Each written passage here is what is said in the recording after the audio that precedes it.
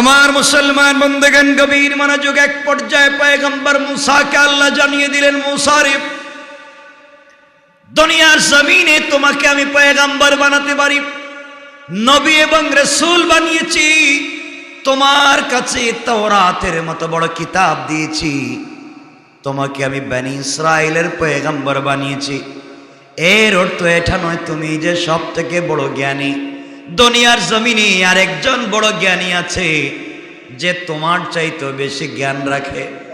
তুমি কেমনে মনে করেছো তুমি সব থেকে বড় জ্ঞানী? তোমার চাইতে বড় জ্ঞানী দুনিয়ার জমিনে আছে। মুসা আলাইহিস সালাম আলোচনা বন্ধ করে দিলেন। বড় লজ্জিত হয়ে আল্লাহকে বলছেন, আল্লাহ তাআলা, মুসা তো গরম মানুষ, আর ধৈর্য ধরতে পারলেন না। আল্লাহর কাছে বলা দরকার ছিল, আল্লাহ ভুল হয়ে গিয়েছে, আমার চাইতে বড় জ্ঞানী আছে, আমি মানি, কিন্তু আপনি আমাকে ক্ষমা করে দেন। আর ধৈর্য ধরতে পারলেন না, বলেন, আল্লাহ বলেন এর বাড়ি কোথায়, আমি দেখে আসি, ওনার কাছে যাব, ওই জ্ঞান আমি নিব যা আমার কাছে নাই। আল্লাহ বললেন, মুসা, ওনার নাম খিজির অথবা খাজির, যেটাই বলেন, খিজির বলেন খাজির বলেন, ওনার নাম খিজির। উনি দুটা সমুদ্রের মিলনস্থলে বসবাস করেন। ওখানে তুমি চলে যাও। আয় আল্লাহ, আমি চিনবো কোথায়? দুই সমুদ্র একত্রিত হয়েছে, জানবো কেমনে? আল্লাহ বললেন, নিজেকে জ্ঞানী ভাবছো, দেখো না কত বড় জ্ঞানী তুমি, পদে পদে আক্রান্ত হবে। আল্লাহ বললেন, মুসা এবার কাজ করো, যাওয়ার সময় একজন খাদেম সাথে নাও। মুসা আলাইহিস সালাম খাদেম সাথে নিলেন। কোরআনের ভাষায় খাদেমের নাম ইউশা ইবনে নুন। হযরতে ইউশা ইবনে নুন পরবর্তীতে পয়গম্বর ছিলেন। ইউশা ইবনে নুনকে সঙ্গে নিলেন। মুসাকে আল্লাহ বলছেন, মুসা, ঘর থেকে বের হওয়ার সময় বড় একটা মাছকে ভাজা করে, ভালো করে ভাজা করে রান্না করে একটা মাছ তোমার সাথে নিয়ে যাও। রাস্তায় তো তোমার খাবারের প্রয়োজন হবে, ওটা তুমি খেয়ে নিও। আর যেই জায়গায় দেখবে তোমার রান্না করা ভাজা মাছ, যেদিন দেখবা জিতা জিন্দা হয়ে, জীবিত হয়ে চলে যাচ্ছে, মনে করবা ওই জায়গায় ওই জ্ঞানী আছে। মুসা আশ্চর্য হয়ে গেলেন, আল্লাহ ভাজা মাছকে আবার জিন্দা হয়? আল্লাহ বললেন, তুমি না সব থেকে বড় জ্ঞানী, তাহলে এটা জানো না কেন? আল্লাহু আকবার। বোঝা গেল এই জ্ঞান রাখবার মতো জ্ঞানী আছে, তুমি তার মতো জ্ঞানী নাও। মুসা আশ্চর্য হয়ে গেলেন। পথ চলতে শুরু করলেন, ঘটনা বলবো না। দীর্ঘ পথ চলবার সময় তিনি ক্লান্ত হয়ে গেলেন। মনে রাখবেন, চলতে চলতে একদিন তার খাদেমকে বলেন, খাদেম, মাছটা বাইর করে, এটা তো ভাজা মাছ। মাছের এক পিঠ দুজন মিলে খেয়ে ফেললেন। কয় পিঠ? মানে এক সাইড, এক সাইড পূর্ণাঙ্গ খেয়ে ফেললেন, মাথা রাখলেন, আর এক সাইডের মাছের গোশত রাখলেন। দুজন আবার চলতে লাগলেন। খাদেমকে বলছেন, খাদেম, যদি কোনো সময় দেখো সেই মাছটা জীবিত হয়ে হাঁটতেছে বা চলতেছে বা সমুদ্রে চলে যায়, এই জায়গায় তুমি আমাকে মনে করে দিবে। খাদেম চিন্তা করলে এটাকে কোনো পাগলের কথা হলো, মাছ তো বাজা, তাও আবার অর্ধেক। সুবহানাল্লাহ নাই? মুসা কার পাল্লায় পড়ে এখন দৌড়ায়, সব বাদ দিয়া। মুসা আলাইহিস সালাম চলতে লাগলেন আর খুঁজতে লাগলেন, এত বড় জ্ঞানীকে আমার চাইতে জ্ঞানী দেখাই লাগবে। দীর্ঘ পথ চলবার পরে মনে রাখবেন, যখন আপনি আল্লাহর হুকুমে চলবেন মনের ভিতরে বল থাকবে, আর যখন আপনার একজন মুরব্বী থাকবে চলার মধ্যে শরীরে আনন্দ প্রফুল্ল থাকবে, ভুল হলে সে আপনাকে ধরাইয়া দেবে। আর যদি আপনার চলার পথে কোনো মুরব্বী না থাকে, অভিভাবক না থাকে, আপনি যদি একবার হুচট খান পরিশান হয়ে যাবে। ঠিক কিনা বলেন? বিপদগ্রস্ত হবে। মুসা আলাইহিস সালাম এক জায়গায় গিয়ে ক্লান্ত হয়ে ঘুমিয়ে পড়লেন। ঘুমিয়ে পড়বার পরে তিনি যখন ঘুমন্ত অবস্থায় আছেন, হঠাৎ করে খাদেম দেখে অর্ধেক মাছ জীবিত হয়ে হেঁটে হেঁটে আবার সমুদ্রে চলে গেছে। আল্লাহু আকবার বলেন। যেই দিক দিয়া মাছ জীবিত হয়ে সমুদ্রে চলে গিয়েছে, সুড়ঙ্গ পথ হয়ে গিয়েছে। হযরতে মূসা আলাইহিস সালাম তো ঘুমন্ত ইউশা ইবনে নুন। আশ্চর্য ঘটনা তো সত্যি। আল্লাহ বুঝাতে চাইলেন তোমার পীরও জানে না এই জ্ঞান, তুমি খাদেমও জানে না। জানেন কে? মরাকে জীবিত করতে পারেন কে? আল্লাহ বললেন এই জ্ঞান তো আমি জানি। কেমনে সে বলেছে সব থেকে বড় জ্ঞানী। এক পর্যায়ে মূসা আলাইহিস সালাম ঘুমন্ত, হযরতে ইউশা ইবনে নুন দেখলেন মাছ চলে গিয়েছে।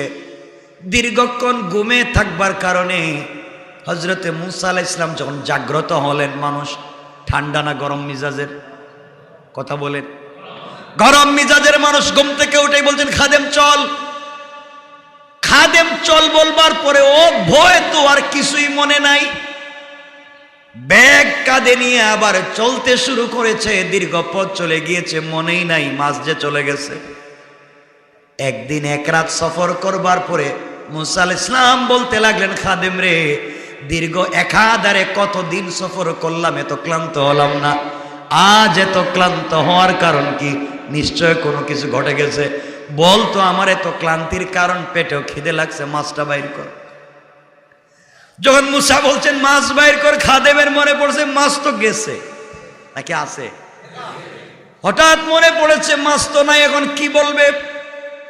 খাদেম দুহাত জোড় করে বলছে পয়গম্বর মূসা, আপনি যখন ঘুমিয়েছিলেন ওই সময় আপনার অর্ধেক মাছ জিন্দা হয়ে সমুদ্রে চলে গিয়েছে। আমি বলি নাই, শয়তান আমাকে বলে দিয়েছে। দোষ শয়তানের। সুবহানাল্লাহ বলে। দোষ কার? এখন শয়তান আমারে ভুলে দিছে, আমি কিছুই জানি না। আর আপনি ঘুম থেকে উঠে যখন আমাকে বলছেন চল, তখন তো আমার পানি ভিতরে ছিল না, ভয়ের টেলায় সব ভুলে গিয়েছি। মূসা বলছেন বুঝতে পেরেছি, একদিকে পেটের খিদা, অপরদিকে মাছও নাই, জিন্দা হয়ে চলে গিয়েছে। ওই জায়গায় তো আমার চিনা দরকার, এই জায়গার জন্যই তো এত দৌড়াচ্ছি, কেমনে ভুলে গেলে চল।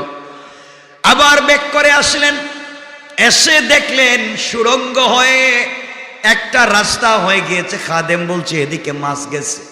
বসে পড়লেন। হঠাৎ করে তাকায়া দেখেন একটা পাথরের পাটাতনের উপরে একজন বুজুর্গ বসে বসে আল্লাহর নামের জিকির করে যায়। সুবহানাল্লাহ আওয়াজ করে বলেন। বুজুর্গের কাছে গিয়ে বলেন আপনি কে? বলে আমি কে জানার দরকার নাই, তুমি কে বলো। বুজুর্গ বলছেন তুমি কে বলো। মূসা আলাইহিস সালাম বলছেন আমি মূসা। বুজুর্গ বললেন তুমি কি বনি ইসরাইলের মূসা নাকি? হ্যাঁ আমি বনি ইসরাইলের মূসা। আপনি আমাকে চিনেন কেমনে? দেখলেন না কোনোদিন?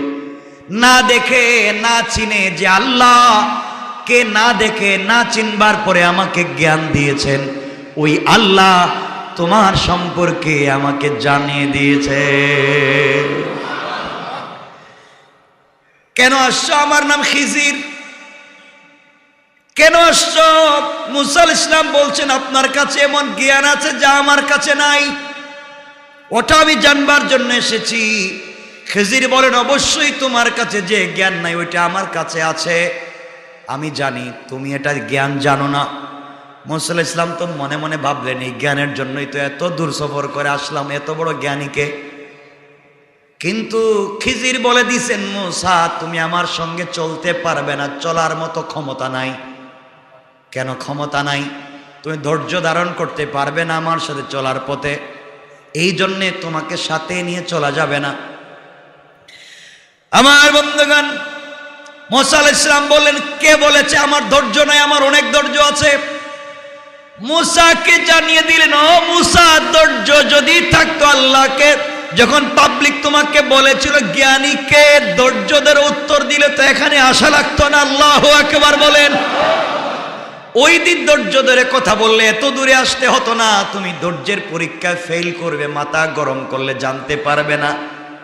এই জন্যে যারা মাথা গরম করে ফেলে, রাগ করে ফেলে, আপনি রেগে গেলেন তো হেরে গেলেন, এই বাংলা বুঝেন, কিন্তু আপনারাই বেশি রাগ করেন। আমার বন্ধুগণ, মুসা আলাইহিস সালাম বললেন, না আমি রাগ করব না, ধৈর্য ধারণ করব। খিজির বললেন, তাহলে চলো। চলতে লাগলেন, একটা সাগরের পাড় দিয়ে চলতে লাগলেন। কিছু দূর যাওয়ার পরে ওপারে যাওয়ার প্রয়োজন পড়লো, নদী পার হবেন।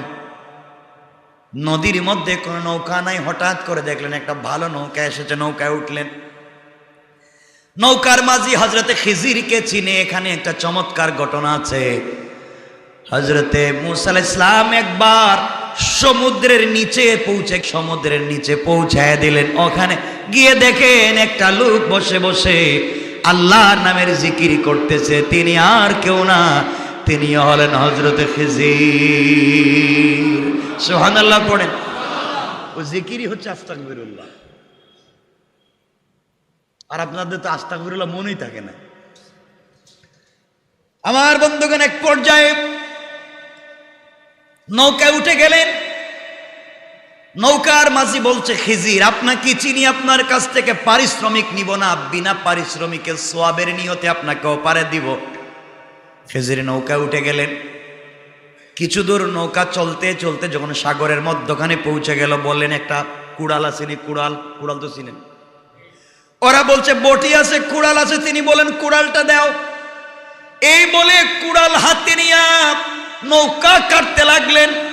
নৌকার একটা তক্তা অথবা কাঠ ছিদ্র করে দিলেন। সাগরের পানি উঠতে লাগলো। হযরত মুসা তো গরম মানুষ।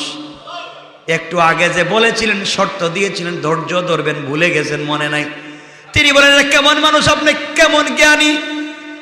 এই গরিব মানুষ আপনাকে নৌকায় উঠাইছে, আবার পারিশ্রমিক ছাড়া পার করে দিবে বলেছে, তো ভালো মানুষ। আর আপনি কি না তার ভালো জিনিসের বিপরীতে তার নৌকাটা ছিদ্র করে দিলেন, ক্ষতি করলেন। আপনি কেমন জ্ঞানী! হযরতে খিজির বললেন, মুসা আগেই বলেছিলাম ধৈর্য ধারণ করতে পারবে না, সুতরাং তোমার সঙ্গে আমার চলবে না, তোমার সঙ্গে আমার মিলবে না, তুমি চলে যাও। মুসা বলেন, ভুল হয়ে গিয়েছে। এটা ভুল হবে না কেন? এটা কোনো ভালো কাজ করলেন না। ভালো নৌকা আপনি কেটে ছিদ্র করে দিন, এটা কি ভালো কাজ? কেন রাগ করবো না? হযরতে খিজির বললেন, এজন্যই বলেছি আমার কাছে যে জ্ঞান আছে তোমার কাছে নাই। কেন ছিদ্র করেছি? জ্ঞান আমার কাছে আছে, তোমার কাছে নাই। ধৈর্য ধারণ করতে পারো না। ধৈর্য ধারণ করলে তো আর বেশি জানতে পারতে। মুসা বলেন, আমি ধৈর্য ধারণ করব, আর উত্তর দিব না। কিছু দূর চলার পরে দেখেন হঠাৎ করে একটা পাখি সমুদ্র থেকে এক ফোঁটা পানি তার ঠোঁট দিয়ে নিচ্ছে। মুসাকে এবার খিজির বলছেন, ও মুসা, জ্ঞানের পরিমাণ তোমাকে বুঝাইয়া দেই। এই গোটা সমুদ্রের ভিতর থেকে পাখি যেইভাবে তার ঠোঁটে এক ফোঁটা পানি নিয়েছে, এটা হচ্ছে গোটা দুনিয়ায় আল্লাহর জ্ঞান থেকে তোমার আমার জ্ঞান এই পাখির ঠোঁটের পানির চাইতে বেশি না। আল্লাহু আকবার। আমার আল্লাহ আমার তেলাওয়াতকৃত আলোচ্য আয়াতের পরের আয়াতে বললেন, কুল লাউ কানাল বাহরু মিদাদান লিকালিমাতি রাব্বি লানাফিদাল বাহরু ক্বাবলা আন তানফাদা কালিমাতু রাব্বি ওয়ালাউ জিনা বিমিসলিহি মাদাদা। আল্লাহ রাব্বুল ইজ্জত ওয়াল জালাল জানিয়ে দিলেন, বলেন পয়গম্বর আরবি, আমার পালনকর্তার কথা লেখার জন্য যদি সমুদ্রের পানি কালি হয়ে যায়, গোটা সমুদ্রের পানি, গোটা পৃথিবী যদি সমুদ্র হয়ে যায়, আর সমুদ্রের সকল পানি যদি কালি হয়ে যায়, আমার পালনকর্তার গুণগান, আমার পালনকর্তার কথা লিখবার জন্যে গোটা পৃথিবীর সকল গাছ বাসকে যদি কলম বানাইয়া দেওয়া হয়, একদিন কলম শেষ হয়ে যাবে, সমুদ্রের সকল পানি কালি হওয়া শেষ হয়ে যাবে, কিন্তু আমার আল্লাহর জ্ঞান এবং তার সব কিছু লিখে নিয়ামত শেষ করা যাবে না। আল্লাহু আকবার বলেন। কে বলছেন? সবাই বলেন। খিজির স্মরণ করিয়ে দিলেন, শোনো, তোমার আমার জ্ঞান হচ্ছে এই পাখির টুটে যেই পানি নিয়েছে তার মতো আল্লাহর জ্ঞান মহাসাগর। আর আপনারা এই পাখির ঠুটে যেই পানি লেগেছে তার 1000 কোটি ভাগের 1 ভাগ আপনি পেয়ে আপনি বলেন দেয়ার ইজ নো গড, আল্লাহ বলতে কিছু নাই, আপনি এত বড় জ্ঞানী হয়ে যান। আপনাকে বোঝা লাগবে, আপনি দুনিয়ার যত বড় জ্ঞানী হন না কেন, আপনার সকল পৃথিবীর সকল সৃষ্টি, সকল মানুষের সকল সৃষ্টির জ্ঞান যদি একত্রিত করে রাখা হয়, আল্লাহ বললেন ওই সমুদ্রের পাখির টুটে যেই পরিমাণ পানি ওই পরিমাণও হবে না। সুবহানাল্লাহ বলেন। জ্ঞান দিয়ে আপনার রকেট বানাচ্ছেন, মিসাইল বানাচ্ছেন, কত কিছুই করছেন, মানুষ চাঁদে চলে যাচ্ছে, সব হচ্ছে। এই জ্ঞান দিয়ে সব করতে পেরেছেন। এই জ্ঞান দিয়ে যা করতে পারলেন না সেটা হচ্ছে রবের পরিচয় জানতে পারলেন না, আল্লাহর পরিচয় জানতে পারলেন না, আল্লাহকে চিনতে পারলেন না, রাসূলের তরিকা জানতে পারলেন না। আপনি যত কিছুই করেন না কেন আপনি ব্যর্থ। সব জানলেন, সব বুঝলেন, বুঝলেন না, জানলেন না আল্লাহকে। এজন্য আমার বন্ধুগণ, এক পর্যায়ে হযরত মূসা আলাইহিস সালাতু ওয়াস সালাম আর খিজির আবার চলতে লাগলেন, নৌকার থেকে নেমে গেলেন, আবার চলতে লাগলেন। কিছু দূর যাওয়ার পরে দেখেন কিছু বাচ্চারা খেলাধুলা করতেছে মাঠের মধ্যে। হযরত খিজির দেখলেন এক ছেলে এখানে খেলাধুলা করতেছে, বাচ্চা, তাকে টান দিয়ে ধরে আনলেন, নিজের কাছে আনলেন, তরবারি বের করলেন, শরীর থেকে মাথাটা আলাদা করে দিলেন। হযরত মূসা আশ্চর্য হয়ে গেলেন, এটা কোনো কাজের কাজ হইল? এটা নাকি জ্ঞানী মানুষ? বাচ্চারা খেলাধুলা করতেছে, তাকে ধরে তার শরীর থেকে মাথা আলাদা করে দিল। তিনি বলেন আপনি একটা অন্যায় কাজ করলেন। আপনি কেমনে অন্যায় কাজ করলেন? একটা ছেলের কোনো কথা নাই, বার্তা নাই, চিনে নাই, পরিচয় নাই, শরীর থেকে মাথা আলাদা করে দিলেন। হযরত খিজির জানিয়ে দিলেন, মূসা আগেই বলছি তুমি আমার সঙ্গে চলতে পারবে না, কারণ তোমার ধৈর্য ধরবার কোনো কন্ডিশনই নাই। আগে বলছি ধৈর্য ধরো, বুঝতে পারবা, ধৈর্যই ধরতে পারলা না। কেন তার মাথা থেকে শরীর আলাদা করেছে ওটা আমি জানি। আপনি জেনে আর লাভ কি? এটা তো অন্যায়। বুঝেন নাই? আপনি জেনে লাভ কি? এটা তো অন্যায় করলেন। খিজির বললেন তাহলে তুমি আমার সঙ্গে চলতে পারবে না, আলাদা হয়ে যাও। মূসা বলছেন আমাকে মাফ করে দেন, ভুল হয়ে গিয়েছে, কিন্তু আগামীতে যদি শর্ত ভঙ্গ করি, আপনার রাস্তা আলাদা, আমার রাস্তা আলাদা, আপনি এক রাস্তায় চলবেন, আমি আরেক রাস্তায় চলব। এই বলে দুজন আবার হাঁটতে লাগলেন। দীর্ঘ পথ চলবার পর একটা গ্রামে পৌঁছে গেলেন। দীর্ঘ সময় চলবার কারণে ক্লান্তি এসেছে, পেটে ক্ষুধা লেগেছে। গ্রামে যাওয়ার পরে গ্রামের মানুষগুলাকে বলছেন আমরা মাত্র 3 জন মানুষ। কয়জন? অথবা 2 জন। আমাদেরকে তোমরা কিছু খাবার দেও, আমরা খাবার খেয়ে জীবন ধারণ করি। এলাকার মানুষ এত শয়তান ছিল, এক ফোঁটা পানিও দিতে রাজি হইল না। এলাকার মানুষ কোন মেহমানদারি করতে রাজি হলো না। অগত্যা 3 জন অথবা 2 জন বের হয়ে গেলেন, চলতে লাগলেন রাস্তা দিয়ে, কোথাও যেন যাচ্ছেন। হযরত খিজির গ্রাম থেকে বের হয়ে দেখেনি গ্রামের একটা দেওয়াল, ওয়াল, বাউন্ডারি পড়ে গিয়েছে, জমিনের সঙ্গে পড়ে গিয়েছে হেলান দিয়ে। তিনি এই দেওয়ালটাকে সোজা করে আবার দাঁড় করাইয়া দিলেন, আবার ঠিক করে দিলেন। মূসা বলছেন থামো, আপনাকে দিয়ে কিছু হবে না। এই গ্রামের মানুষ এক ফোঁটা পানি দিতে পারলো না, আমাদেরকে খাবার দিল না, তাদের কাছে মেহমানদারি চাইলাম, পানি পর্যন্ত দিল না। আপনি এদেরকে ওয়াল সোজা করে দিলেন কেন?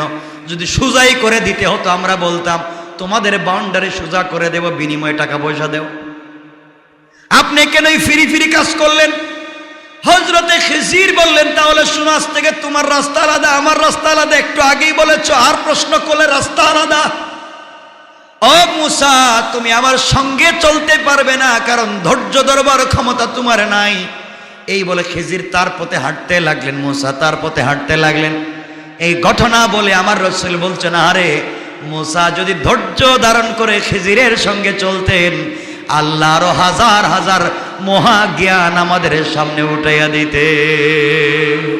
সুবহানাল্লাহ বলেন। বোঝাতে চাইছিলাম যে আলোচনা থেকে যে ধৈর্য না ধরলে কি হয়। মূসা ধৈর্য ধরতে পারেন নাই। এখন আপনাদের মনে কৌতূহল, এই 3 ঘটনা কেন ঘটল? না আসেনি কৌতূহল? এটা কেন? এটা তো অন্যায় করলেন। এগুলা নিয়ে আলোচনা করলে লম্বা হয়ে যাবে। এক নাম্বার, এগুলো আপনাদেরকে সংক্ষেপে বলে দিলাম। এক নাম্বার, হযরত খিজির আলাইহিস সালাম নৌকা ছিদ্র করলেন। তিনি তাকাইয়া দেখলেন একদল দস্যু ডাকাত নৌকা নিয়ে, জাহাজ নিয়ে তারা নদীর মধ্যে ঘোরাঘুরি করতেছে, সাগরের মধ্যে। যার নৌকা একবারে ক্লিন ভালো থাকবে তার নৌকা তারা ডাকাতি করে চুরি করে নিয়ে যাবে। এই জন্যে হযরতে খিজির নৌকাটাকে ছিদ্র করে দিলেন, আর এই গরিবের নৌকাকে ডাকাত থেকে বাঁচাইয়া দিলেন। ডাকাতেরা যখন নৌকা দেখলো ছিদ্র, তখন তারা আর নৌকা নেয় না। সুবহানাল্লাহ বলেন। তিনি বলেন, আমি তো এই জন্যই নৌকা ছিদ্র করলাম, এই জ্ঞান তোমার কাছে নাই। আল্লাহু আকবার। ও মুসা, তুমি কেমনে অত বড় জ্ঞানী, তুমি তো এটাও জানো না। এরপরে আমি যে একটা বাচ্চাকে শরীর থেকে মাথা আলাদা করে দিলাম, তুমি আমাকে বললে অন্যায় করেছি। শোনো, আল্লাহ আমাকে জানিয়ে দিয়েছেন এই বাচ্চা জন্ম হলে আল্লাহ বিদ্বেষী হবে। এমনকি পৃথিবীর লাখ লাখ মানুষকে আল্লাহ বিদ্বেষী বানাবে, এমনকি তার মা বাপকে পর্যন্ত আল্লাহ বিদ্বেষী বানাইয়া হত্যা করবে। এই জন্যে আল্লাহর হুকুম ছিল তাকে হত্যা করা। আমি তাকে হত্যা করে লাখ লাখ মানুষকে আল্লাহ বিদ্বেষী বানানো থেকে বাঁচাইয়া দিয়েছি। এই জ্ঞান তোমার কাছে ছিল না, এই জন্য তুমি প্রশ্ন করেছ। কোন সুবহানাল্লাহ। তোমার 3 নাম্বার প্রশ্ন ছিল, ধৈর্য ধরতে পারো নাই। দেওয়াল আমি সোজা করলাম কেন? তুমি জানো না এই গ্রামের মানুষ যত খারাপ হোক না কেন, এই দেওয়ালের নিচে, এই বাউন্ডারির নিচে 2 জন ইয়েতিমের মাল এই জায়গার মধ্যে জমা করা ছিল। তারা জীবনে দেওয়াল উঠাতে পারবে না, তাদের গচ্ছিত সম্পদ পাবে না। এই জন্য আল্লাহর হুকুমে আমি বাউন্ডারি ওয়ালকে সোজা করে দিয়েছি, বিনিময়ে তারা তাদের সম্পত্তি আজ না হয় কাল পেয়ে যাবে। মুসা, তুমি যদি ধৈর্য ধারণ করে এইভাবে আমার সঙ্গে চলতে, আর হাজার হাজার মহাজ্ঞানের দরজা তোমার সঙ্গে খুলে যেত। কোন সুবহানাল্লাহ। আল্লাহ এই আয়াতে বলেছেন, যারা বিশ্বাস স্থাপন করে। কার উপরে? সবাই বলেন। যারা আল্লাহর উপরে বিশ্বাস স্থাপন করে, এক কথায় সকল কাজে এবং কর্মে আল্লাহকে বিশ্বাস করে। এরপরে আল্লাহ বলেছেন, ওয়া আমিলুস সালিহাত। শুধু বিশ্বাস নয়, যারা সৎ কাজ সম্পাদন করে, ভালো কাজ পূর্ণ করে। 1 নম্বরে বলেছেন যারা আল্লাহর প্রতি বিশ্বাস স্থাপন করে। আল্লাহর প্রতি বিশ্বাস স্থাপনের অর্থ হচ্ছে যারা একত্ববাদী খোদার প্রতি বিশ্বাস স্থাপন করে, যারা এক আল্লাহকে মানে। এক আল্লাহকে মানতে গেলে আপনি আর কিছুই মানতে পারবেন না। এটা তো আমরা এক আল্লাহকে মানি, এর অর্থ হচ্ছে এক আল্লাহ নয় এমন কোনো জিনিস মানি না। কথা কি বুঝেন? আল্লাহ বোঝাতে চাচ্ছেন যারা তাওহীদে বিশ্বাস করে, একত্ববাদী আল্লাহ বিশ্বাস করে। আল্লাহ বলছেন যারা বিশ্বাস স্থাপন করে এবং সৎ কাজ পূর্ণ করে, ভালো কাজ সম্পূর্ণ করে, এই 2টা জিনিস যাদের মধ্যে পাওয়া যাবে, আল্লাহ বলছেন কানাত লাহুম জান্নাতুল ফিরদাউসি নুজুলা। তাদের অভ্যর্থনার জন্যে একটা জায়গা রেখে দেওয়া হয়েছে যার নাম জান্নাতুল ফিরদাউস। কথাগুলো বুঝবেন। আল্লাহ বলছেন যারা বিশ্বাস স্থাপন করে একত্ববাদী আল্লাহ, যারা বিশ্বাস স্থাপন করে তাওহীদে, যারা বিশ্বাস স্থাপন করে একমাত্র কেবলমাত্র আল্লাহর প্রতি, এবং পাশাপাশি যারা সৎ কাজ সম্পাদন করে তার হুকুমে। কার হুকুমে? আল্লাহ বলছেন আমার প্রতি 100% বিশ্বাস স্থাপন করার পরে যারা সৎ কাজ সম্পাদন করে আমার হুকুমে, রাসূলের তরিকায়। সৎ কাজ যে কোনো হুকুমে নয়, সৎ কাজ শুধুমাত্র কার হুকুমে? কার তরিকায়? কারো তরিকায় না, শুধু রাসূলের তরিকায়। যারা সৎ কাজ সম্পাদন করে রাসূলের তরিকায়, আল্লাহ বলছেন তাদের অভ্যর্থনার জন্যে, তাদের সুসংবাদ দেওয়ার জন্যে, তাদেরকে সম্মান দেওয়ার জন্যে একটা জায়গা রেখে দেওয়া হয়েছে যার নাম জান্নাতুল ফিরদাউস। সুবহানাল্লাহ বলেন। এই জান্নাতুল ফিরদাউসে যারা যাবে তাদের প্রতিবেশী হবেন মুহাম্মাদুর রাসূলুল্লাহ সাল্লাল্লাহু আলাইহি ওয়াসাল্লাম। আল্লাহর রাসূল যার প্রতিবেশী, আম্বিয়ায়ে কেরাম যার প্রতিবেশী, আবু বকর উম্মতের মধ্যে সবথেকে দামি পুরুষ যার প্রতিবেশী, এমন জায়গা সবথেকে দামি, এমন জায়গা সবথেকে। প্রতিবেশী যদি ভালো না হয়, আপনি যত বড়ই বুজুর্গ হন থাকতে পারবেন না এলাকায়। কারণ প্রতিবেশী যদি খারাপ হয়, আপনি যত ভালো মানুষই হন, ওদের গানের আওয়াজে আর আপনার তাহাজ্জুদের নামাজ চলবে না। এজন্যে প্রতিবেশী চুজ করতে হবে নিজের মতো করে ভালো মানুষ, আপনি যদি ভালো হয়ে থাকেন। এজন্যে আল্লাহ বলছেন যারা বিশ্বাস স্থাপন করবে কার প্রতি? সবাই বলেন আল্লাহর প্রতি। আল্লাহর প্রতি যারা বিশ্বাস স্থাপন করে, এই মানুষগুলা কখনো বিপদগামী হতে পারে না, এই মানুষগুলা কখনো অন্যায় করতে পারে না, এই মানুষগুলা কখনো দুনিয়ার লোভে দুনিয়ার মুহে পড়ে যেতে পারে না। এই মানুষগুলা যাই করুক, কোনো কাজেই সে আল্লাহকে ভুলে যেতে পারে না। তাহলে আমরা কার প্রতি বিশ্বাস রাখবো? পাশাপাশি কি করব? নেক আমল। কার তরিকায়? কি আমল? নেক আমল মানে কি? ভালো কাজ। নেক আমল মানে সবাই বলেন ভালো কাজ কি? বুঝলাম তো। ভালো কাজটা কি? মানুষের সাথে হাসি মুখে কথা বলাও নেক আমল।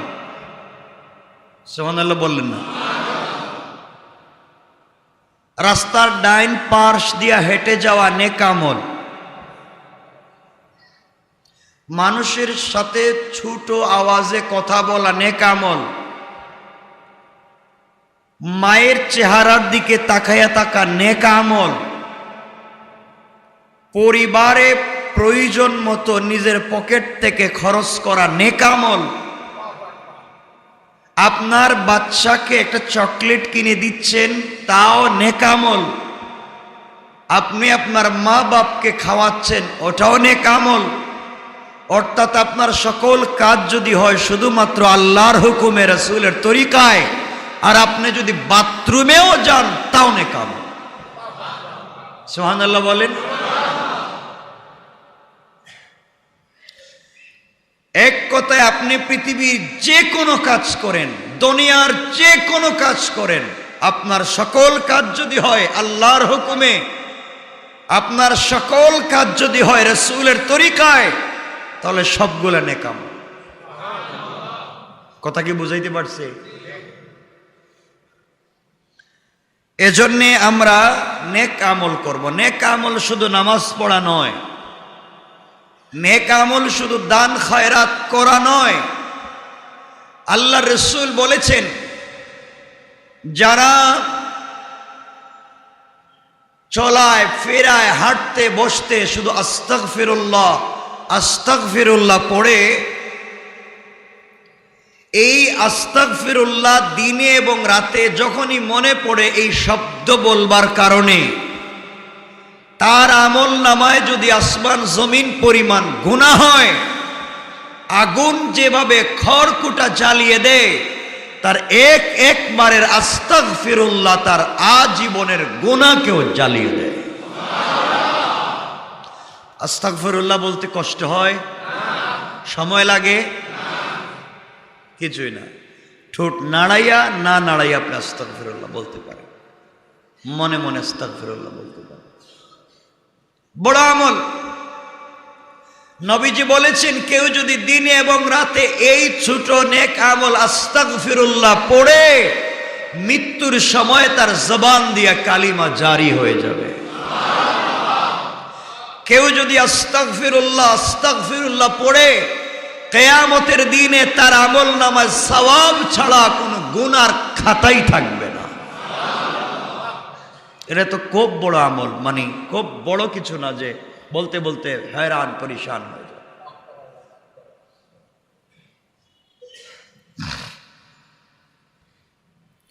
এজন্য মনে রাখবেন, আমাদের একজন বুজুর্গ বলেন যে কেউ যদি শুধু দিনে এবং রাতে এই তাসবিহ পড়ে, আস্তাগফিরুল্লাহ আস্তাগফিরুল্লাহ এই তাসবিহটাই পড়ে, তার জীবন কমপ্লিট কামিয়াব হওয়ার জন্য যথেষ্ট।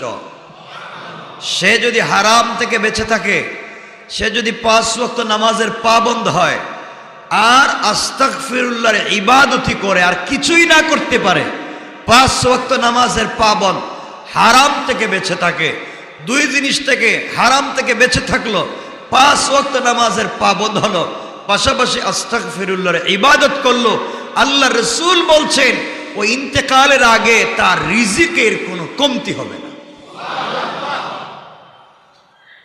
খুব কষ্টের আমল, পারবো তো ইনশাআল্লাহ। ইনশাআল্লাহ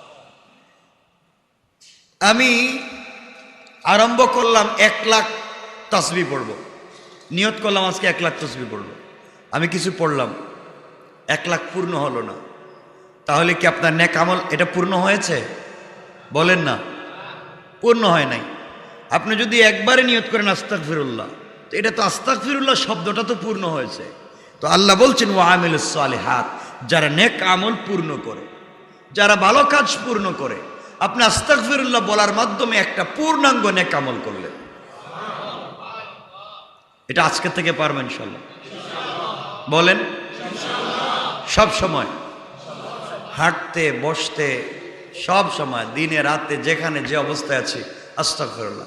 আল্লাহ তো বলছেন হাদিসে কুদসিতে, কেউ যদি আস্তাগফিরুল্লাহ বলে সাথে সাথে তার জন্য একজন স্পেশাল ফেরেশতা সিকিউরিটি হিসাবে আল্লাহ দিয়ে দেন, সে তাকে দুনিয়ার সকল বিপদ থেকে হেফাজত করে দেয়। মনে থাকবে ইনশাআল্লাহ। ইনশাআল্লাহ আল্লাহ রাসূল বলছেন এভাবে যদি কেউ ছোট আমলের মাধ্যমেও নেক আমল করে, তাকে জান্নাতে দেওয়া হবে জান্নাতুল ফিরদাউস।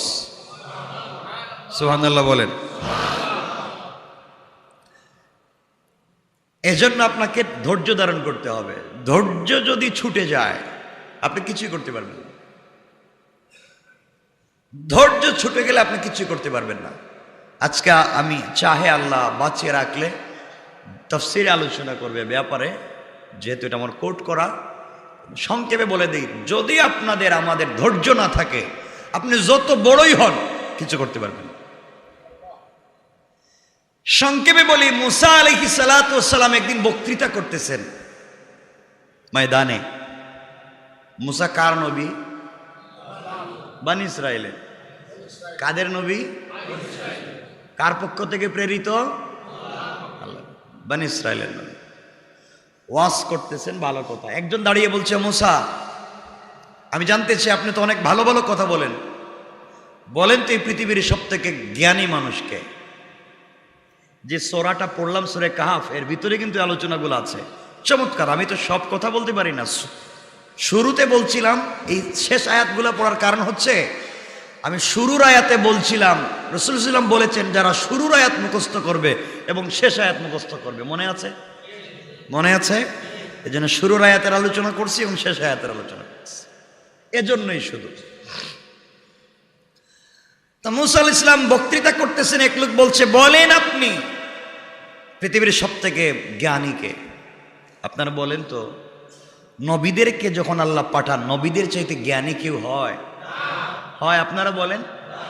তো মুসা স্বাভাবিকই বলছেন, আমি যেহেতু বনি ইসরাইলের নবী, আমাকে বিশাল কিতাব আল্লাহ তাওরাত দিয়েছেন, তাহলে আমার চাইতে তো বড় জ্ঞানী পৃথিবীতে কেউ নাই। তিনি বলছেন আমি তো সব থেকে বড় জ্ঞানী, এখনকার পৃথিবীর আমি জ্ঞানী, আমার চাইতে বড় কেউ নাই। এটা তো বাস্তব। তিনি নবী, দুনিয়ার মধ্যে তারই জ্ঞান বেশি।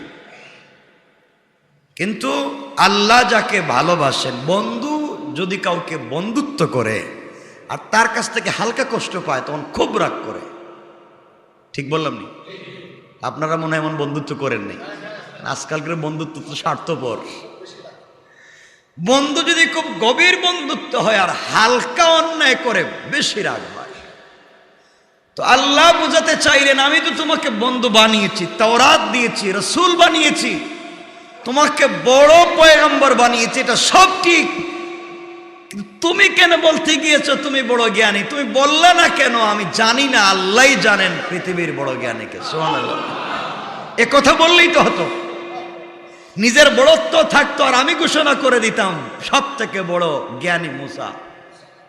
যখন নিজেরই জ্ঞানী ভাবছ, আমার কথা ভুলে গিয়েছ, ধৈর্য ধরতে পারলা না এই কথার অর্থ উত্তর দিতে, তাহলে তোমার উপর এখন পরীক্ষা হবে। এই দেখেন, ছোট জিনিসও আল্লাহ পরীক্ষা নেন। এই কথা বলা তার পাপ ছিল না, পরীক্ষা নেন। আর আপনারা, আমাদের তো আমল নামায় কোনো গুনাহ নাই, আমরা তো কুতু বলিয়া উলিয়া পর্যায়ে পৌঁছে গেছি, আমাদেরকে তো আল্লাহ পরীক্ষা করার কোনো সুযোগ নেই নাকি? আমার মুসলমান বন্ধুগণ, গভীর মনোযোগ। এক পর্যায়ে পয়গম্বর মুসাকে আল্লাহ জানিয়ে দিলেন, মুসা রে, দুনিয়ার জমিনে তোমাকে আমি পয়গম্বর বানাতে পারি, নবী এবং রাসূল বানিয়েছি, তোমার কাছে তাওরাতের মতো বড় কিতাব দিয়েছি, তোমাকে আমি বনি ইসরাইলের পয়গম্বর বানিয়েছি। এর অর্থ এটা নয় তুমি যে সব থেকে বড় জ্ঞানী। দুনিয়ার জমিনে আর একজন বড় জ্ঞানী আছে যে তোমার চাইতে বেশি জ্ঞান রাখে। তুমি কেমনে মনে করেছো তুমি সব থেকে বড় জ্ঞানী? তোমার চাইতে বড় জ্ঞানী দুনিয়ার জমিনে আছে। মুসা আলাইহিস সালাম আলোচনা বন্ধ করে দিলেন, বড় লজ্জিত হয়ে আল্লাহকে বলছেন, আল্লাহ তাআলা, মুসা তো গরম মানুষ, আর ধৈর্য ধরতে পারলেন না। আল্লাহর কাছে বলা দরকার ছিল, আল্লাহ ভুল হয়ে গিয়েছে, আমার চাইতে বড় জ্ঞানী আছে, আমি মানি, কিন্তু আপনি আমাকে ক্ষমা করে দেন। আর ধৈর্য ধরতে পারলেন না, বলেন, আল্লাহ বলেন এর বাড়ি কোথায়, আমি দেখে আসি, ওনার কাছে যাব, ওই জ্ঞান আমি নিব যা আমার কাছে নাই। আল্লাহ বললেন, মুসা, ওনার নাম খিজির অথবা খাজির, যেটাই বলেন, খিজির বলেন, খাজির বলেন, ওনার নাম খিজির। উনি দুটা সমুদ্রের মিলনস্থলে বসবাস করেন, ওখানে তুমি চলে যাও। আয় আল্লাহ, আমি চিনবো কোথায়? দুই সমুদ্র একত্রিত হয়েছে, জানবো কেমনে? আল্লাহ বললেন, নিজেকে জ্ঞানী ভাবছো, দেখো না কত বড় জ্ঞানী তুমি, পদে পদে আক্রান্ত হবে। আল্লাহ বললেন, মুসা এবার কাজ করো, যাওয়ার সময় একজন খাদেম সাথে নাও। মুসা আলাইহিস সালাম খাদেম সাথে নিলেন। কোরআনের ভাষায় খাদেমের নাম ইউশা ইবনে নুন। হযরতে ইউশা ইবনে নুন পরবর্তীতে পয়গম্বর ছিলেন।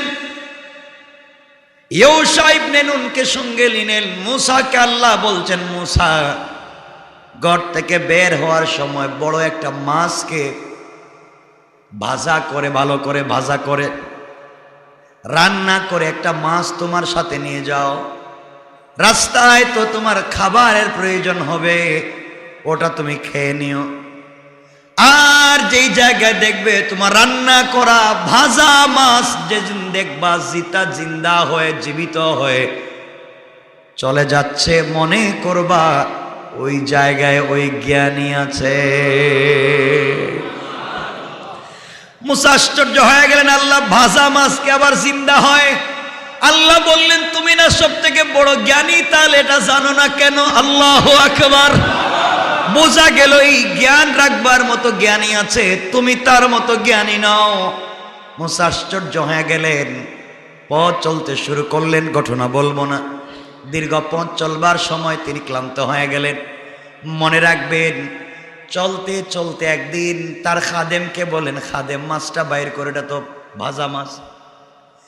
মাছের এক পিঠ দুজন মিলে খেয়ে ফেললেন। কয় পিঠ?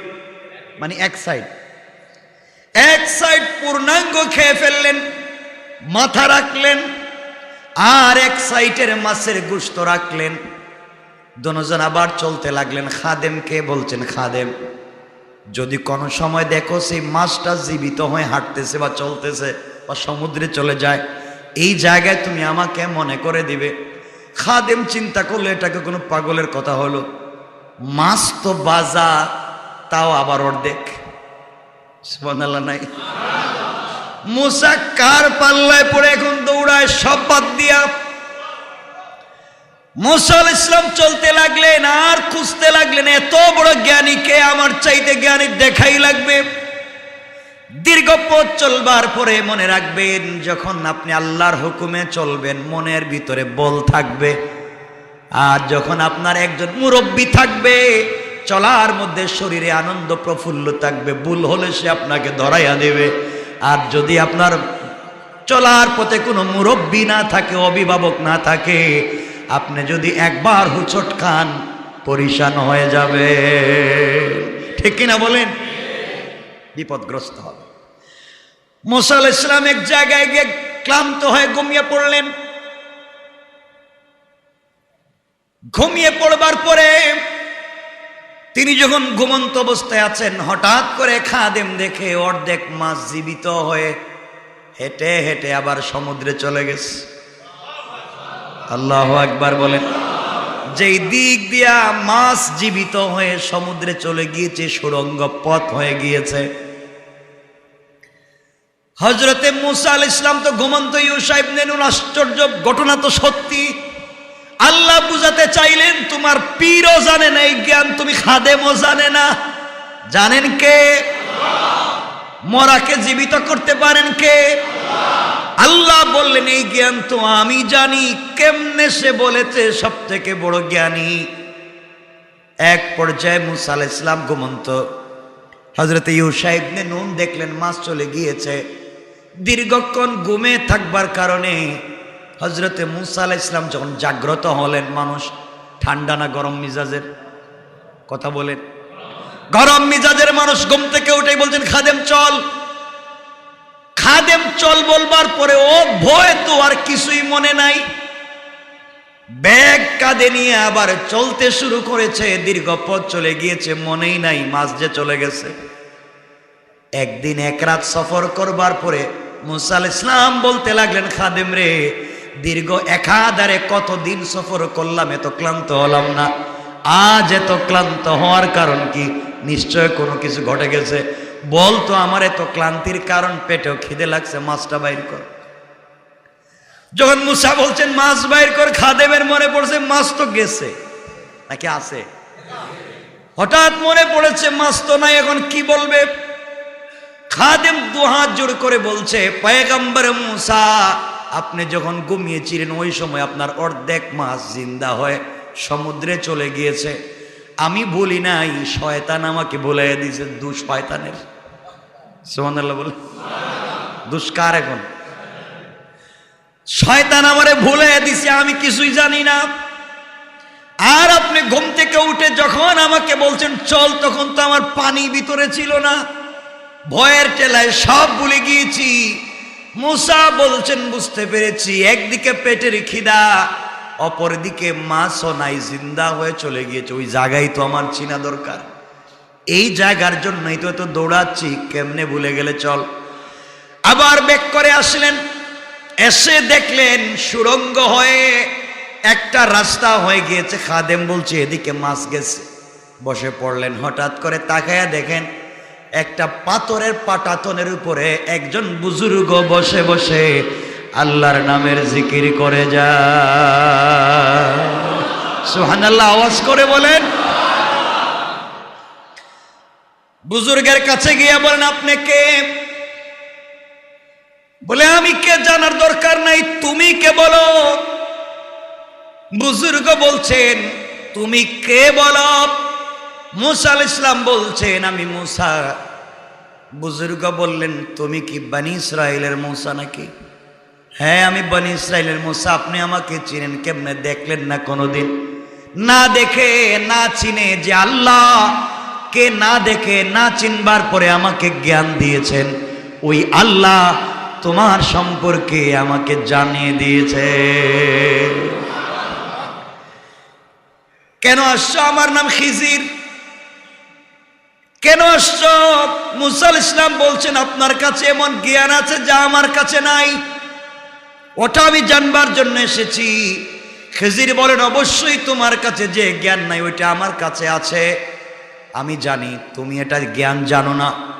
মুসা আলাইহিস সালাম তো মনে মনে ভাবলেন এই জ্ঞানের জন্যই তো এত দূর সফর করে আসলাম, এত বড় জ্ঞানীকে। কিন্তু খিজির বলে দিছেন মুসা তুমি আমার সঙ্গে চলতে পারবে না, চলার মতো ক্ষমতা নাই। কেন ক্ষমতা নাই? তুমি ধৈর্য ধারণ করতে পারবে না আমার সাথে চলার পথে, এই জন্যে তোমাকে সাথে নিয়ে চলা যাবে না। আমার বন্ধুগণ, মুসা আলাইহিস সালাম বললেন কে বলেছে আমার ধৈর্য নাই? আমার অনেক ধৈর্য আছে। মুসাকে জানিয়ে দিলেন ও মুসা, ধৈর্য যদি থাকতো আল্লাহকে যখন পাবলিক তোমাকে বলেছিল জ্ঞানীকে ধৈর্যদের উত্তর দিলে তো এখানে আসা লাগতো না। আল্লাহু আকবার বলেন। ওই দিন ধৈর্য ধরে কথা বললে এত দূরে আসতে হতো না। তুমি ধৈর্যের পরীক্ষায় ফেল করবে, মাথা গরম করলে জানতে পারবে না। এই জন্যে যারা মাথা গরম করে ফেলে, রাগ করে ফেলে, আপনি রেগে গেলেন তো হেরে গেলেন, এই বাংলা বুঝেন, কিন্তু আপনারাই বেশি রাগ করেন। আমার বন্ধুগণ, মুসা আলাইহিস সালাম বললেন না আমি রাগ করব না, ধৈর্য ধারণ করব। খিজির বললেন তাহলে চলো। চলতে লাগলেন, একটা সাগরের পাড় দিয়ে চলতে লাগলেন। কিছু দূর যাওয়ার পরে ওপারে যাওয়ার প্রয়োজন পড়লো, নদী পার হবেন। নদীর মধ্যে কোনো নৌকা নাই। হঠাৎ করে দেখলেন একটা ভালো নৌকা এসেছে, নৌকায় উঠলেন। নৌকার মাঝি হযরতে খিজিরকে চিনে। এখানে একটা চমৎকার ঘটনা আছে। হযরতে মুসা আলাইহিস সালাম একবার সমুদ্রের নিচে পৌঁছায় দিলেন। ওখানে গিয়ে দেখেন একটা লোক বসে বসে আল্লাহর নামের জিকির করতেছে। তিনি আর কেউ না, তিনি হলেন হযরতে খিজির। সুবহানাল্লাহ পড়েন। ও জিকিরই হচ্ছে আস্তাগফিরুল্লাহ। আর আপনাদের তো আস্তাগফিরুল্লাহ মনেই থাকে না। আমার বন্ধুগণ, এক পর্যায়ে নৌকায় উঠে গেলেন।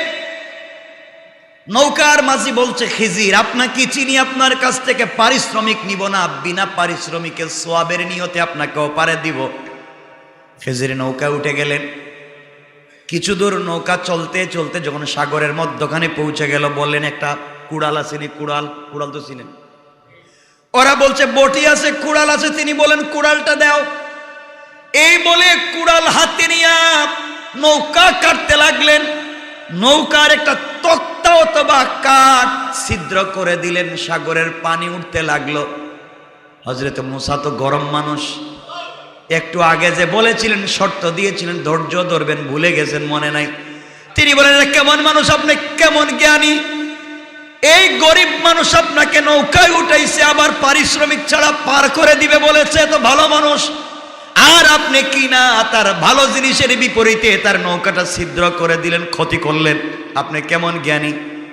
হযরতে খিজির বললেন মুসা আগেই বলেছিলাম ধৈর্য ধারণ করতে পারবে না, সুতরাং তোমার সঙ্গে আমার চলবে না, তোমার সঙ্গে আমার মিলবে না, তুমি চলে যাও। মুসা বলেন ভুল হয়ে গিয়েছে। এটা ভুল হবে না কেন? এটা কোনো ভালো কাজ করলেন না। ভালো নৌকা আপনি কেটে ছিদ্র করে দিন, এটা কি ভালো কাজ? কেন রাগ করবো না? হযরতে খিজির বললেন এজন্যই বলেছি আমার কাছে যে জ্ঞান আছে তোমার কাছে নাই। কেন ছিদ্র করেছি? জ্ঞান আমার কাছে আছে, তোমার কাছে নাই। ধৈর্য ধারণ করতে পারো না। ধৈর্য ধারণ করলে তো আর বেশি জানতে পারতে। মুসা বলেন আমি ধৈর্য ধারণ করব, আর উত্তর দিব না। কিছু দূর চলার পরে দেখেন হঠাৎ করে একটা পাখি সমুদ্র থেকে এক ফোঁটা পানি তার ঠোঁট দিয়ে নিচ্ছে। মুসাকে এবার খিজির বলছেন ও মুসা, জ্ঞানের পরিমাণ তোমাকে বুঝাইয়া দেই। এই গোটা সমুদ্রের ভিতর থেকে পাখি যেইভাবে তার ঠোঁটে এক ফোঁটা পানি নিয়েছে, এটা হচ্ছে গোটা দুনিয়ায় আল্লাহর জ্ঞান থেকে তোমার আমার জ্ঞান এই পাখির ঠোঁটের পানির চাইতে বেশি না। আল্লাহু আকবার। আমার আল্লাহ আমার তেলাওয়াতকৃত আলোচ্য আয়াতের পরের আয়াতে বললেন قل لو كان البحر مدادا لكلمات ربي لنفد البحر قبل أن تنفد كلمات ربي ولو جئنا بمثله مددا আল্লাহ রাব্বুল ইজ্জত ওয়াল জালাল জানিয়ে দিলেন, বলেন পয়গম্বর আরবি, আমার পালনকর্তার কথা লেখার জন্য যদি সমুদ্রের পানি কালি হয়ে যায়, গোটা সমুদ্রের পানি, গোটা পৃথিবী যদি সমুদ্র হয়ে যায় আর সমুদ্রের সকল পানি যদি কালি হয়ে যায়, আমার পালনকর্তার গুণগান, আমার পালনকর্তার কথা লিখবার জন্যে গোটা পৃথিবীর সকল গাছ বাসকে যদি কলম বানাইয়া দেওয়া হয়, একদিন কলম শেষ হয়ে যাবে, সমুদ্রের সকল পানি কালি হওয়া শেষ হয়ে যাবে, কিন্তু আমার আল্লাহর জ্ঞান এবং তার সব কিছু লিখে নিয়ামত শেষ করা যাবে না। আল্লাহু আকবার বলেন। কে বলছেন? সবাই বলেন। খিজির স্মরণ করিয়ে দিলেন, শোনো, তোমার আমার জ্ঞান হচ্ছে এই পাখির টুটে যেই পানি নিয়েছে তার মতো আল্লাহর জ্ঞান মহাসাগর, আর আপনারা এই পাখির ঠুটে যেই পানি লেগেছে তার 1000 কোটি ভাগের 1 ভাগ আপনি পেয়ে আপনি বলেন দেয়ার ইজ নো গড, আল্লাহ বলতে কিছু নাই, আপনি এত বড় জ্ঞানী হয়ে যান। আপনাকে বোঝা লাগবে, আপনি দুনিয়ার যত বড় জ্ঞানী হন না কেন, আপনার সকল পৃথিবীর সকল সৃষ্টি, সকল মানুষের সকল সৃষ্টির জ্ঞান যদি একত্রিত করে রাখা হয়, আল্লাহ বললেন ওই সমুদ্রের পাখির টুটে যেই পরিমাণ পানি ওই পরিমাণও হবে না। সুবহানাল্লাহ বলেন। এই জ্ঞান দিয়ে আপনার রকেট বানাচ্ছেন, মিসাইল বানাচ্ছেন, কত কিছুই করছেন, মানুষ চাঁদে চলে যাচ্ছে, সব হচ্ছে। এই জ্ঞান দিয়ে সব করতে পেরেছেন। এই জ্ঞান দিয়ে যা করতে পারলেন না সেটা হচ্ছে রবের পরিচয় জানতে পারলেন না, আল্লাহর পরিচয় জানতে পারলেন না, আল্লাহকে চিনতে পারলেন না, রাসূলের তরিকা জানতে পারলেন না। আপনি যত কিছুই করেন না কেন আপনি ব্যর্থ। সব জানলেন, সব বুঝলেন, বুঝলেন না, জানলেন না আল্লাহকে। এজন্য আমার বন্ধুগণ, এক পর্যায়ে হযরত মূসা আলাইহিস সালাতু ওয়াস সালাম আর খিজির আবার চলতে লাগলেন, নৌকার থেকে নেমে গেলেন, আবার চলতে লাগলেন। কিছু দূর যাওয়ার পরে দেখেন কিছু বাচ্চারা খেলাধুলা করতেছে মাঠের মধ্যে।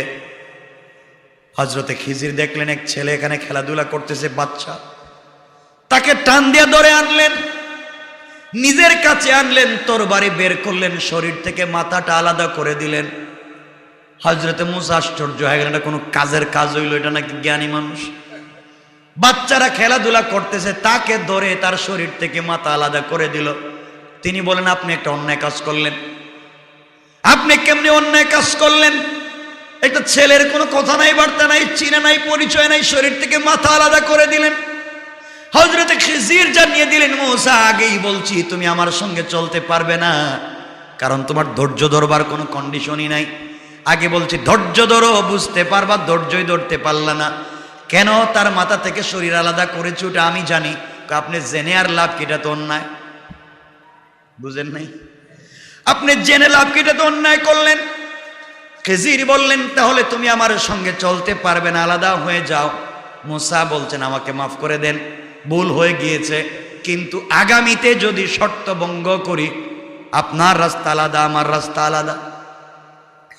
আপনি এক রাস্তায় চলবেন, আমি আরেক রাস্তায় চলব। এই বলে দুজন আবার হাঁটতে লাগলেন। দীর্ঘ পথ চলবার পর একটা গ্রামে পৌঁছে গেলেন। দীর্ঘ সময় চলবার কারণে ক্লান্তি এসেছে, পেটে ক্ষুধা লেগেছে। গ্রামে যাওয়ার পরে গ্রামের মানুষগুলাকে বলছেন, আমরা মাত্র 3 জন মানুষ। কয়জন? অথবা 2 জন। আমাদেরকে তোমরা কিছু খাবার দেও, আমরা খাবার খেয়ে জীবন ধারণ করি। এলাকার মানুষ এত শয়তান ছিল, এক ফুটা পানিও দিতে রাজি হইল না। এলাকার মানুষ কোনো মেহমানদারি করতে রাজি হলো না। অগত্যা 3 জন অথবা 2 জন বের হয়ে গেলেন, চলতে লাগলেন রাস্তা দিয়ে, কোথাও যেন যাচ্ছেন। হযরতে খিজির গ্রাম থেকে বের হয়ে দেখেনি গ্রামের একটা দেওয়াল ওয়াল বাউন্ডারি পড়ে গিয়েছে, জমিনের সঙ্গে পড়ে গিয়েছে হেলান দিয়ে। তিনি এই দেওয়ালটাকে সোজা করে আবার দাঁড় করে দিলেন, আবার ঠিক করে দিলেন। মুসা বলছেন থামো, আপনাকে দিয়ে কিছু হবে না। এই গ্রামের মানুষ এক ফুটা পানি দিতে পারলো না, আমাদেরকে খাবার দিল না, তাদের কাছে মেহমানদারি চাইলাম পানি পর্যন্ত দিল না, আপনি এদেরকে ওয়াল সোজা করে দিলেন কেন? যদি সোজাই করে দিতে হতো আমরা বলতাম তোমাদের বাউন্ডারি সোজা করে দেব, বিনিময়ে টাকা পয়সা দেও। আপনি কেন এই ফিরি ফিরি কাজ করলেন? হযরতে খিজির বললেন তাহলে শোনো, আজ থেকে তোমার রাস্তা আলাদা, আমার রাস্তা আলাদা। একটু আগেই বলেছো, আর প্রশ্ন করলে রাস্তা আলাদা। ও মুসা, তুমি আমার সঙ্গে চলতে পারবে না, কারণ ধৈর্য ধরবার ক্ষমতা তোমার নাই। এই বলে খিজির তার পথে হাঁটতে লাগলেন, মুসা তার পথে হাঁটতে লাগলেন। এই ঘটনা বলে আমার রাসূল বলছেন, আরে মুসা যদি ধৈর্য ধারণ করে খিজিরের সঙ্গে চলতেন, আল্লাহ আরো হাজার হাজার মহা জ্ঞান আমাদের সামনে উঠাইয়া দিতে। সুবহানাল্লাহ বলেন। বোঝাতে চাইছিলাম যে আলোচনা থেকে যে ধৈর্য না ধরলে কি হয়। মুসা ধৈর্য ধরতে পারেন নাই। এখন আপনাদের মনে কৌতূহল, এই 3 ঘটনা কেন ঘটল? না আসেন কৌতূহল, এটা কেন, এটা তো অন্যায় করলেন। এগুলা নিয়ে আলোচনা করলে লম্বা হয়ে যাবে। 1 নাম্বার, এগুলো আপনাদেরকে সংক্ষেপে বলে দিলাম। 1 নাম্বার, হযরতে খিজির আলাইহিস সালাম নৌকা ছিদ্র করলেন। তিনি তাকাইয়া দেখলেন একদল দস্যু ডাকাত নৌকা নিয়ে, জাহাজ নিয়ে তারা নদীর মধ্যে ঘোরাঘুরি করতেছে, সাগরের মধ্যে। যার নৌকা একবারে ক্লিন ভালো থাকবে তার নৌকা তারা ডাকাতি করে চুরি করে নিয়ে যাবে। এই জন্যে হযরতে খিজির নৌকাটাকে ছিদ্র করে দিলেন, আর এই গরিবের নৌকাকে ডাকাত থেকে বাঁচাইয়া দিলেন। ডাকাতেরা যখন নৌকা দেখলো ছিদ্র, তখন তারা আর নৌকা নেয় না। সুবহানাল্লাহ বলেন। তিনি বলেন আমি তো এই জন্যই নৌকা ছিদ্র করলাম, এই জ্ঞান তোমার কাছে নাই। আল্লাহু আকবার। ও মুসা, তুমি কেমনে অত বড় জ্ঞানী, তুমি তো এটাও জানো না। এরপরে আমি যে একটা বাচ্চাকে শরীর থেকে মাথা আলাদা করে দিলাম, তুমি আমাকে বললে অন্যায় করেছি। শোনো, আল্লাহ আমাকে জানিয়ে দিয়েছেন এই বাচ্চা জন্ম হলে আল্লাহ বিদ্বেষী হবে। এমনকি পৃথিবীর লাখ লাখ মানুষকে আল্লাহ বিদ্বেষী বানাবে, এমনকি তার মা বাপকে পর্যন্ত আল্লাহ বিদ্বেষী বানাইয়া হত্যা করবে। এই জন্যে আল্লাহর হুকুম ছিল তাকে হত্যা করা। আমি তাকে হত্যা করে লাখ লাখ মানুষকে আল্লাহ বিদ্বেষী বানানো থেকে বাঁচাইয়া দিয়েছি। এই জ্ঞান তোমার কাছে ছিল না, এই জন্য তুমি প্রশ্ন করেছ। কোন সুবহানাল্লাহ। তোমার 3 নাম্বার প্রশ্ন ছিল ধৈর্য ধরতে পারো নাই। দেওয়াল আমি সোজা করলাম কেন? তুমি জানো না এই গ্রামের মানুষ যত খারাপ হোক না কেন, এই দেওয়ালের নিচে, এই বাউন্ডারির নিচে 2 জন ইয়েতিমের মাল এই জায়গার মধ্যে জমা করা ছিল। তারা জীবনে দেওয়াল উঠাতে পারবে না, তাদের গচ্ছিত সম্পদ পাবে না। এই জন্য আল্লাহর হুকুমে আমি বাউন্ডারি ওয়ালকে সোজা করে দিয়েছি, বিনিময়ে তারা তাদের সম্পত্তি আজ না হয় কাল পেয়ে যাবে। মুসা, তুমি যদি ধৈর্য ধারণ করে এইভাবে আমার সঙ্গে চলতে, আর হাজার হাজার মহাজ্ঞানের দরজা তোমার সঙ্গে খুলে যেত। কোন সুবহানাল্লাহ। কথা কি বুঝতে পেরেছেন আমার, না বুঝাতে পারিনি? তাহলে এতক্ষণ পর্যন্ত যা বললাম এর মৌলিক শিক্ষা হচ্ছে মুসা আলাইহিস সালাম ধৈর্য ধারণ করতে পারেন নাই। আমাদের খুব ধৈর্য আছে না? ধৈর্য আছে তো? কিছু বলেন না? নাই। আপনাদের যে ধৈর্য, কেউ গালি দেওয়ার আগে পিটানো শুরু করে দেন, এটা কোনো ধৈর্য হলো? আমাদের যে ধৈর্য, কেউ আমার পিছনে লাগতে দেরি হয়েছে, আমি তার পিছনে লাগতে দেরি নেই। আপনার পিছনে যে লাগবে, মনে রাখবেন আপনার বিরুদ্ধে যারা লাগবে, গীবত শিকায়াত করবে, অন্যায় করবে, সে তো সামনে যাওয়ার সুযোগ নাই। গীবত শিকায়াত তো পিছনে হয়। আপনি সামনে যাচ্ছেন, আগাচ্ছেন, আপনি পিছনে তাকাবার সুযোগ নাই। আপনি সামনে এগিয়ে যান, মানুষ অন্যায় আর গীবত করতে থাকবে, আপনি কাজ করতে থাকবেন। এই কাজের মাধ্যমেই আপনি গোটা দুনিয়ায় 1000 বছর বেঁচে থাকবেন। যারা অন্যায় করবে, গীবত শিকায়ত করবে, এরা পড়ে থাকবে আর আপনি কাজের মাধ্যমে জীবিত থাকবেন। এজন্য আপনার আমার কাজ হচ্ছে মানুষের কাছে 1000 বছর বেঁচে থাকা, এজন্য ভালো কাজ করে যাওয়া। ইনশাআল্লাহ ভালো কাজ করবো তো ইনশাআল্লাহ, না গুরুস্থানের জায়গাও দখল করবেন? ইনশাআল্লাহ এগুলো করবেন। অন্যায় কাজ করা যাবে না, অন্যায় কাজ করা যাবে না, হারাম কাজ করা যাবে না। যাই হোক, আল্লাহ রব্বুল ইজ্জত ওয়াল জালাল বলছেন, তোমরা যদি ধৈর্য ধারণ করে ঈমানের সাথে নেক আমল করতে পারো। কিসের সাথে? ঈমানের সাথে নেক আমল করতে পারো, ধৈর্যের সাথে, তাহলে তোমাদের জন্য বিশ্রামের জায়গা, অভ্যর্থনার জায়গা আমি জান্নাতে রেখে দিয়েছি, তার নাম, সবাই বললেন না, জান্নাতুল ফেরদাউস। যেতে চাই? চাই কি চাই না? 5 ওয়াক্ত নামাজ পড়বো ইনশাআল্লাহ, ভালো ইবাদত করবো ইনশাআল্লাহ, মানুষের সাথে ভালো আচরণ করবো ইনশাআল্লাহ। সব কথা ইনশাআল্লাহ বলতেছি কেন? এই সূরায় আলোচনা করেছে রাসূল ইনশাআল্লাহ না বলার কারণে ওহী বন্ধ ছিল, বলি নাই? এজন্য আমরাও ইনশাআল্লাহ ভালো কাজ করব। ঠিক আছে তো ইনশাআল্লাহ? আল্লাহ বলছেন এজন্য আমাদেরকে ভালো কাজ করে পৃথিবীতে যেতে হবে। সুতরাং আমরা নেক আমল করব ঈমানের সাথে। কার তরিকায়? রাসূলের তরিকায়। এখন রাসূল কে? তিনি কি জিন্নাত না ফেরেশতা? কে? তিনি জিন্নাত না ফেরেশতা? কেমনে রাসূলের অনুসরণ করবেন? আল্লাহ শেষ আয়াতে বলে দিচ্ছেন, সূরা কাহফের শেষ আয়াতে আল্লাহ বললেন, কুল ইন্নামা আনা বাশারুম মিসলুকুম ইউহা ইলাইয়া আন্নামা ইলাহুকুম ইলাহুন ওয়াহিদ ফামান কানা ইয়ারজু লিকাআ রাব্বিহি ফালইয়ামাল আমালান صالحا ولا يشرك بعبادة ربه أحدا। আল্লাহ রাব্বুল ইজ্জত ওয়াল জালাল বললেন, বন্ধু হ্যাঁ, কুল আপনি বলে দিন, ইন্নামা আনা বাশারুম মিসলুকুম, আমি তোমাদের মতোই একজন মানুষ। আমি বলছি? বলা লাগবে? আমি বলছি? আল্লাহ বলছেন কুল আপনি বলুন, ইন্নামা আনা বাশারুম মিসলুকুম, আমি তোমাদের মতোই একজন মানুষ। পার্থক্য এই জায়গায়, ইউহা ইলাইয়া, আমার কাছে আল্লাহর পক্ষ থেকে ওহী আসে, তোমাদের কাছে আসে না।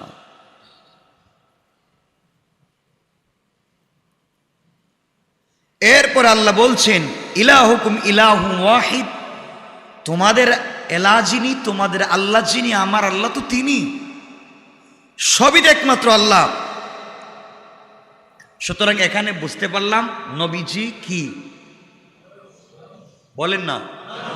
আমি বলতেছি না, আপনাদের সন্দেহ থাকলে প্রশ্ন করতে পারবেন। আল্লাহ বলছেন ইন্নামা আনা বাশারুম মিসলুকুম, রাসূল আপনি বলে দিন, আপনি বলে দিন যে আমি তোমাদের মতোই একজন মানুষ। আমাদের মতোই এর অর্থ হচ্ছে আমাদের মতো রক্তে গোশতে চামড়ায় হাড্ডিয়ে নাক মুখে আমাদের মতোই মানুষ, আচার আচরণ চরিত্রে আসমান জমিন ব্যবধান। কথা বুঝতে পেরেছেন? সুইপার মানুষ, বলেন সুইপার মানুষ, আমেরিকার প্রেসিডেন্ট দুজন সমান? হ্যাঁ, মানুষ দুজন হাত পা আছে, একজন সুইপার একজন প্রেসিডেন্ট আমেরিকা। এই জায়গায় তার সম্মান যেমন আসমান জমিন ব্যবধান। আমিও মানুষ, রাসূলও মানুষ, তার সম্মান আর আমার সমান আসমান জমিন ব্যবধান। কারণ আল্লাহর পরে আসমানের নিচে জমিনের উপরে রাসূলের চাইতে উত্তম মহামানব চরিত্রবান আর কেউ নাই, তার মতো আর কেউ নাই। রসুলের মতো আর কেউ নাই। তিনি মহামানব। তিনি শুধু মানুষ না, মহামানুষ, মহামানব, যার কোনো তুলনা হয় না, যার চরিত্রের সার্টিফিকেট দিয়েছেন স্বয়ং কে? যাকে আসমানে নিয়েছেন কে? যাকে আরশে আজিমে নিয়েছেন কে? যাকে স্বয়ং সালাম দিয়েছেন কে? আল্লাহ। আমারে নেন নাই, দিয়েছেন রসুলকে। এটা তার সম্মান, এটা তার সম্মান, এটা তার মজেজা। এর জন্য মনে রাখবেন, রসুল আমাদের, আমরা যেভাবে বিয়ে করি রসুল এভাবেই বিয়ে করেছেন। সবার যেভাবে বাচ্চা আছে, রসুলেরও বাচ্চা ছিল, রসুলেরও স্ত্রী ছিল, রসুলও খাবার দাবার খাইতেন, রসুলও ঘুমাইতেন। না মিথ্যা বলতেছি? রসুলও টয়লেটে যাইতেন, আমাদের মতো কথা বলতেন, বাজারে যাইতেন, তারও আত্মীয় স্বজন ছিল, সবই আমাদের মতো। কিন্তু চারিত্রিক দিক থেকে, তার উত্তম নৈতিকতার দিক থেকে, তার উত্তম আদর্শের দিক থেকে, আল্লাহর নৈকট্যের দিক থেকে এই পৃথিবীর কোন মানুষের সাথে তার মিল নাই, কোন সৃষ্টির সঙ্গে মিল নাই। বরং আল্লাহর পরে এই সৃষ্টির সবথেকে দামি মানুষ হচ্ছেন আমার রসুল, কলিজার টুকরা বিশ্বনবী। পড়েন সুবহানাল্লাহ। তার মতো এত সম্মানী, এত মহামানব আর কেউ আছে? আরো কারো তুলনা চলবে? রসুলের সঙ্গে কোন নবীর তুলনা চলবে না, রসুলের সঙ্গে কোন রসুলের তুলনা চলবে না। রসুল তো রসুলই, নবী তো নবী।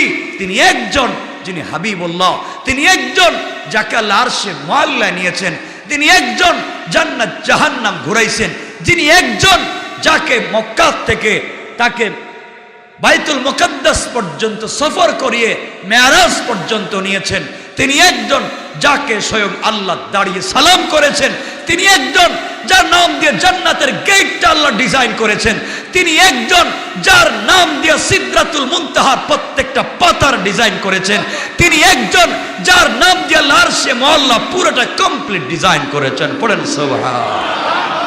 এর জন্য তার সাথে কারো তুলনা চলে না। মনে থাকবে তো ইনশাআল্লাহ? আমরা সে রাসূলের অনুসরণ করব ইনশাআল্লাহ। তাহলে আজকের আলোচনার মূল মেসেজ, আমরা বিশ্বাস রাখবো কার উপরে? সাথে সাথে নেক আমল করব কার তরিকায়? বিনিময় কোথায় যাব? জান্নাতুল। আমাদের প্রতিবেশী কে হবেন? বিশ্বনবী মুহাম্মদ রাসূলুল্লাহ। আল্লাহ যেন আমাদের সবাইকে কবুল করেন।